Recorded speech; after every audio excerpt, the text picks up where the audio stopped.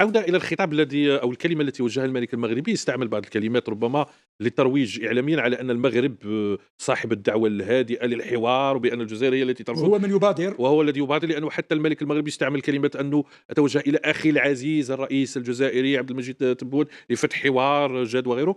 طبعًا هذا كما كنت تقول الأستاذ سعيد يدخل في محاولة إحراج الطرف الجزائري وإظهاره على أنه طرف في القضية، لأنه مباشرة هذا الخطاب أتى بعد هذه المهزلة التي وقعت في مجلس الأمن وإقرار أو اعتماد القرار الأمريكي، رغم الدبلوماسية الجزائرية صححت ما يمكن تصحيحه ضمن هذا القرار. وثانيا من كان يقول بأن الطرف المغربي صادق، لأن الجزائر لو التمست مصداقية في هذه الدعوة المغربية لكانت توجهت وفتحت صدرها ويدها. يحب يسألني عن المخدرات قبل ومن بعد. من وهنالك زمان، من عديد زمان، النقاط من التي ربما زمان. تذكرون أيضا عندما اجتمع الرئيس الجزائري بالرئيس التونسي قيس سعيد والرئيس في ليبيا، كان قال أن هذا الاتحاد المغاربي مفتوح وليس لموريتانيا موجها ضد أحد. ومفتوح حتى لكل الأطراف، ولكن لا يمكن أن نضع ثقتنا كما كان يقول الأستاذ خليفة في طرف يضع يده الثانية مع العدو، وأتى بهذا العدو إلى المنطقة ودخل معه في تحالفات عسكرية، تحالفات سياسية، اقتصادية، ثقافية. يعني المغرب قام بالتطبيع بكل أصنافه وألوانه وأشكاله، فلم يدع أي مجال لأن تثق فيه مرة أخرى، ناهيك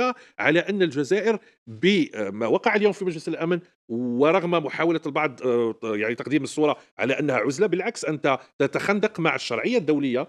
أنت تقبل أن يقال عنك عزلت في إطار أو في صف الدفاع عن حقوق الشعوب في تقرير مصيرها، وهذا داخل في مثل مبادئ نوفمبر التي نحتفل بها اليوم، لأنه الجزائر لا يمكن أن تكون الجزائر نوفمبرية إذا ما داست على مبادئ تؤمن بها وثوابت تؤمن بها، وهي حق الشعوب في تقرير مصيرها. وهذا ليس مقتصر على الشعب الصحراوي، وإنما في كل القضايا التي كنا نلمس فيها العدالة.